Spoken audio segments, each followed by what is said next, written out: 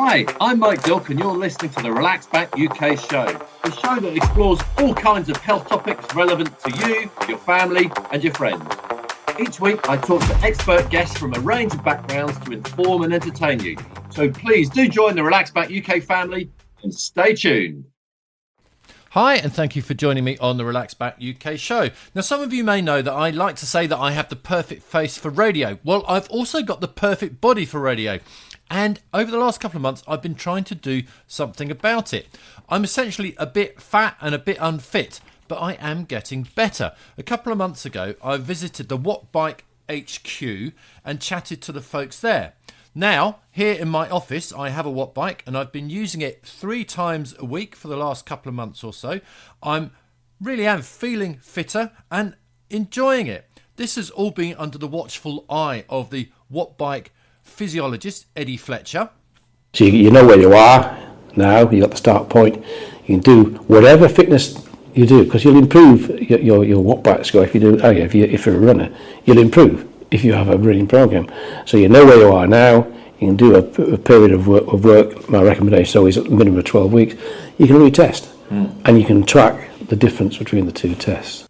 He tested me at the start, and so in a while we'll be able to do the tests again and see how I have improved.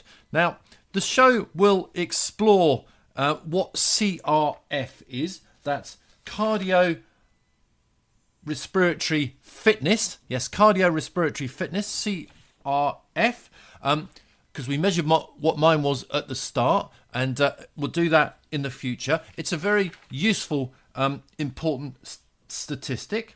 We'll talk a little bit more about Wattbike and who uses them, all that kind of stuff.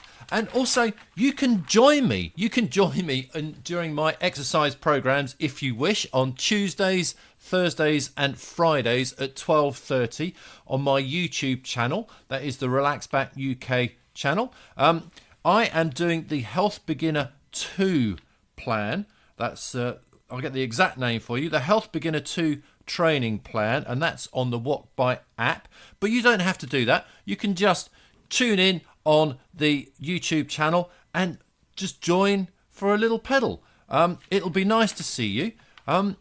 So please do stay tuned, because we're going to get on with the show. Hang around for a great one. Thank you. This show is cool! So when I was at the Wattbike HQ talking to physiologist Eddie Fletcher, we started chatting about CRF. So that is cardio respiratory fitness. I kind of try and refer to it as CRF. I always manage to mangle it. But anyway, here we go. And we've spoken previously about CRF, cardio respiratory fitness, and measuring it on the Wattbike, and how really easy it is to measure it on the Wattbike compared with what's the old test, or the other test that's used. I can't remember what the gaseous test is. Oh, the gas analysis. Gas analysis test. Yeah, it is a lot easier to do, and it's got that accuracy with it, as you saw. Yeah. So, but the gas analysis test, can you just explain kind of what that is? It would be the same. It would be the same test, right? But you would have a mask on, right, and they'll be measuring the levels of oxygen and carbon dioxide that are interchanging along the way. They're fairly uncomfortable at the best of times.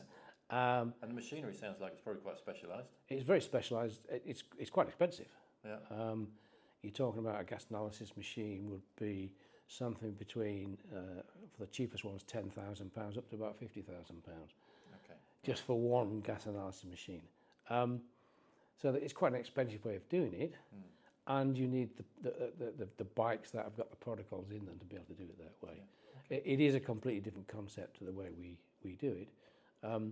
But as we explained earlier on, it's been more and more used in that medical environment, and it's one of the areas that we've been involved in for a long time. Keen to explore that a little bit. Well, we started, I'm just thinking, I've got to think back at the dates.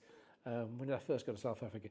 We started, well, I put the Submax, we used to call it the health assessment test, now called Health Span. We put that in probably 2015, 16, something like that. And the first big adopters of that were in South Africa, Vitality Discovery, the insurance company, because they wanted to have a test that people could do that could prove to the insurer that they were keeping themselves fit and healthy, and reduce their medical costs, their medical insurance costs as well along the line. And it gave the client cheaper insurance, both medical insurance and life assurance. And they started very early on as an early adopter, offering incentives.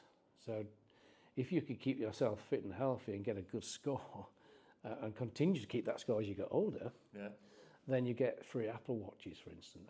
So it's called the nudge factor. There's a whole realm of research around incentives and giving what's called the nudge factor. But the main incentive is actually keeping yourself healthy. It because is. there's no point having all these things if you're not. No, healthy. there's not, and you wouldn't get the free Apple Watch if you had a score at a particular level. Yeah. So they have a particular level of score which we've been doing since 2000. I think 2016 probably when we first adopted it. Right. And does that actually help? Does it get a fitter, healthier population or workforce? In terms of that their client population, yes. And as I said earlier on, they up until lockdown, they'd done 100,000 of these health assessments in South Africa. Slightly different setup. It's not done in all the medical centres. It's done. They've got individual qualified people doing. They've got about 500-600 of these are dotted around South Africa. So they were, very early adopters in the medical world. And is it used in the medical world here in the UK? In the private medical sector, yes. I think we've got a long way to go to get into the NHS. They've just published a document about prevention. We need to see what that entails.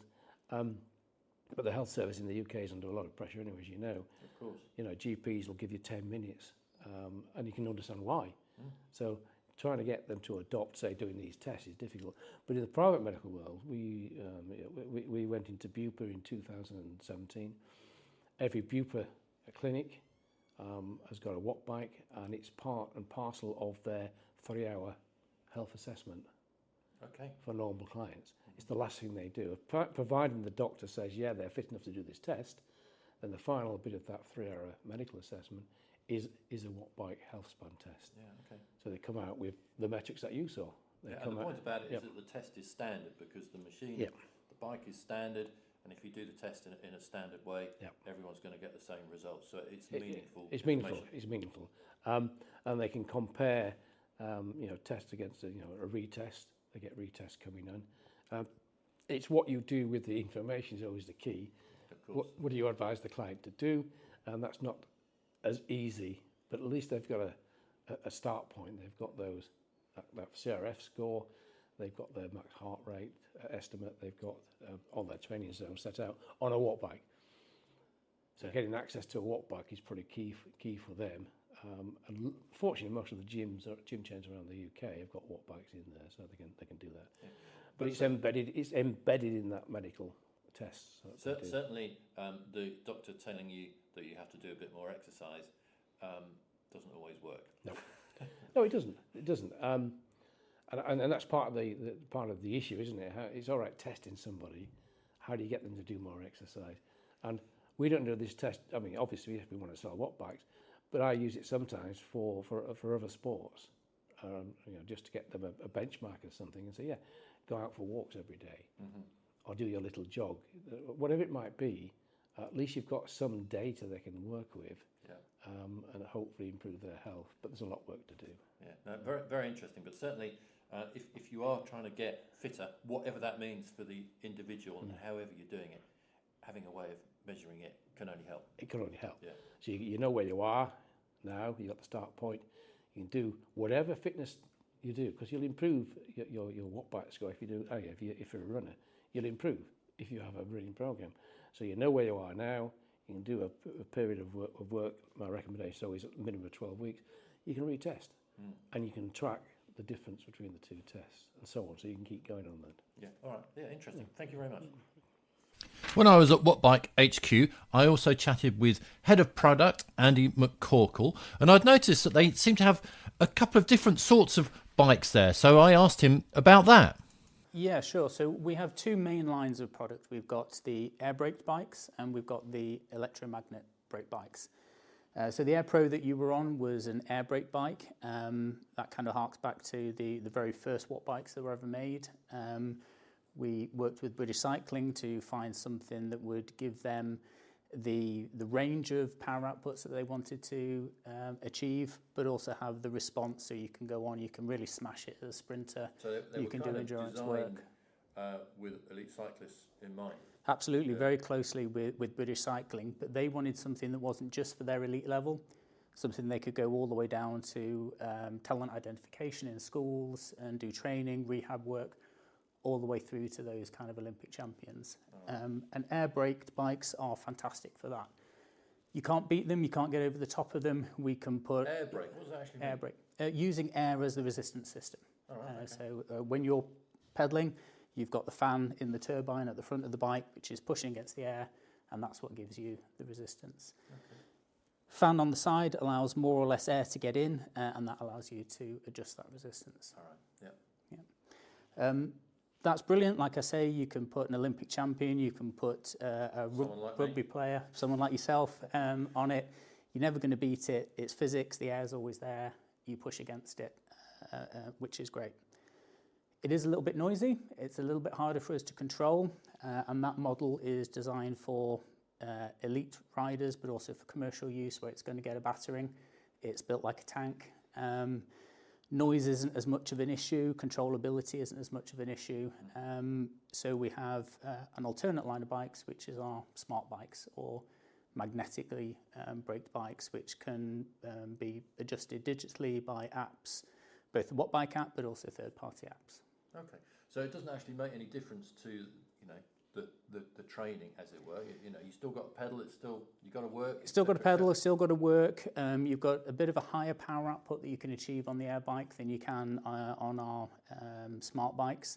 Right. So it's really it's the use case. What are you looking to do with the bike? Are you looking to really replicate cycling? Do you want to use cycling simulation apps like Zwift, things like that? You can use all of our products to do that, but you get the best experience with the smart bikes. Sure. So for those kind of applications. For something like Zwift that wants to control the bike, replicate hills and climbs and things like that, smart bikes are kind of the way to go. Right. If you're a big rugby player and you're looking to really hit some high numbers, or you're going to be using it in a commercial situation, then something like the air bike is going to be better for you. And I guess with more people using them at home, you know, because let's face it, not everyone is an elite rugby player or something, you know. Most people are like me, you know, a bit fat and need to do a bit of exercise. So that maybe they'll do it at home. Can you use these things like on the first floor? You know, is it going to wreck my joists? And I think a lot of the noise issue we overcome with the smart bike. So if you are going to use it at home, small environment, there are definitely advantages to the smart bikes having those. You're not going to ruin your joists or anything like that, but it's really a noise factor. So if noise is an issue, then the smart bikes, no, they're not that heavy. Not compared to your joists. I think they'll survive. And then we've got a couple of bikes within the smart bike range as well. So we've got a more cycling focused bike in the Atom. And a bit more of a health and fitness focused bike, a little bit easier to adjust, a little bit more family friendly in the positions that you could get it into in the Proton bike. Right. Okay. It wasn't what I was going to ask you initially, but I was sitting here looking around the wall. There's kind of a history a of timeline. Wattbike. Yeah. And there's some quite famous sort of names, or certainly some sports here. Just as a finish, maybe you could mention a couple of kind of your favourites. I quite like rugby. We got the All Blacks. All Blacks, 2014. yeah. Well, we were very quickly picked up by rugby. We're thought of by some people as a very much a cycling brand, and we did sort of start our journey, especially with British Cycling, with I think still to this day, the only bike that has been endorsed by British Cycling, and we developed it with their kind of elite team. But we were very quickly picked up into other sports. So you'll see it's very heavily used in rugby. Every single one of the Premiership football teams use our product. Am I going to see some famous elite athletes? You'll see, if you see this wall here is just full of elite athletes. Okay. And if you look at the variety of sports in the Olympics where gold medal winners have used our products, I think 50 plus Olympic gold medalists at the last Olympics, and kind of the list goes on. So cycling is, while a core to where we came from and who we are, it's by no means a cycling specific product. It's used by elite athletes, by militaries, by health and fitness users and home users alike. Yeah, interesting, intriguing. All right, look, thank you very much, Andy, for taking the time to chat. No problem. So after chatting with Andy, I went back to speaking with Eddie Fletcher, the physiologist again, and I told him that I'd noticed that riding a Wattbike really does feel like riding a regular bike, and I wanted to know if that was an important part of the design, an important part of their ethos. My first impression is that sitting on the Wattbike, it feels like a real bike.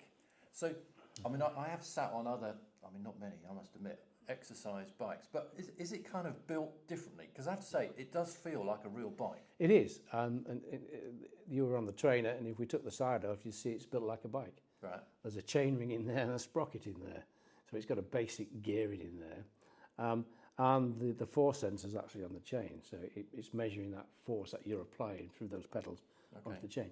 But yes, I mean, it did take 2 years to get that feel right, that engineering bit in the early days. So it does feel like riding a bike, and that's the whole essence of the way it works. So, from that point of view, if I'm using it to sort of just to keep fit rather than become a better cyclist, because I'm not a cyclist, why does that matter? Does it matter? Oh yes, it matters. How come? Because when we started, we set you up correctly. Mm-hmm. So we're setting you up to ride a bike in the correct way to get the right muscle activation and the right physiological effort out of you and all of that. There's a correct way and a wrong way to ride any bike, whether you're doing it for fitness or whether you're a cyclist. Sure. So it sets you up to do it in the right way and give you the right data as well. Yeah, because I guess there's no point getting a lot fitter if you crop yourself and Correct. can't run. All right. And correct. I mean, if you've got the wrong setup, you can injure yourself fairly quickly. Yeah. All right. You can get the hips rocking, you can hurt your knees, and they can be quite damaging.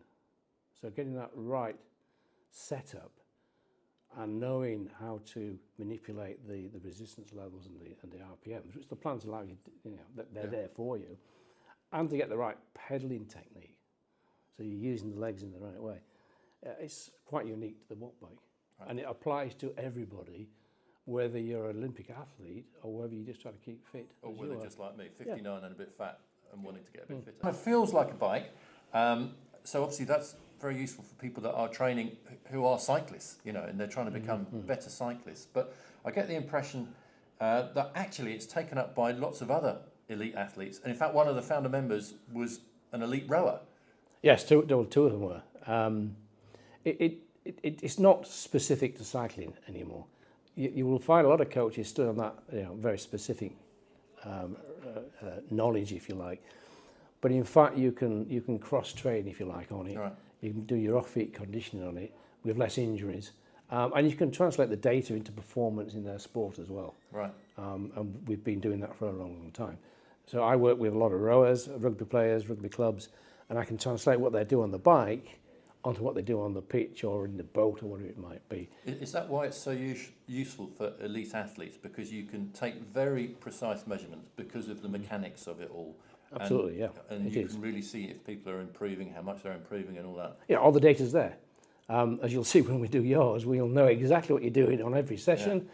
We'll be able to track the improvement, we'll be able to retest it and reset your training zones or whatever it might be. And you can do that for any sport, to be honest. Okay. Well, actually, that comes nicely onto my next thought, because we've been talking about elite athletes and rowers and cyclists, rugby players, all this. I'm not one of those guys, right? I'm 59 and I'm a bit fat. I'm probably a couple of stone overweight. So how is it relevant to someone like me? Because let's face it, most of us are like me. We're not elite athletes. No, no, but it's relevant to everybody because the way it's constructed, you can train or exercise at your particular level. So there's a big difference between training and exercise. So you'll be exercising on this bike, but with the right metrics attached to it, the right bike setup, the right tracking process in place. And we know medically now that your cardiorespiratory fitness score across the whole population is really probably the elite measurement of how fit you will be, and you're less prone to some of the other diseases that go on, particularly the non-communicable diseases like type 2 diabetes, like heart disease, and so on and so forth. They're the things at your level that you need to concentrate on. Yeah. So if you can maintain your cardiorespiratory fitness score or even improve it, you're going to have a more active life. And with the rest of research, we know that if you can keep this up, you'll probably get not longer life, that's more genetic involved, but you'll get a more active life. So there's a longitudinal survey research paper over 46 years. And over that 46 years, people were more active for 5 extra years, as opposed to, maybe, I don't know, if it's a 10-year where you're declining, there should be 5 years. Okay. So you get that prolonged active life, which is quite useful to have. Yeah. Let's unpick that a little bit. You mentioned CRF, which is cardiorespiratory fitness. Yeah. Now, so that's a very good, as you said, a very good measure of how kind of fit you are, and something that you should kind of strive to improve. But actually getting that figure can potentially involve exercising till you drop with masks on and God knows what in a very specialised environment. Yeah. Now, you guys offer something a little bit different and potentially a little bit more useful. Just kind of explain the relationship. We do. I mean, there's no reason why you shouldn't do gas analysis, and lots of labs do them.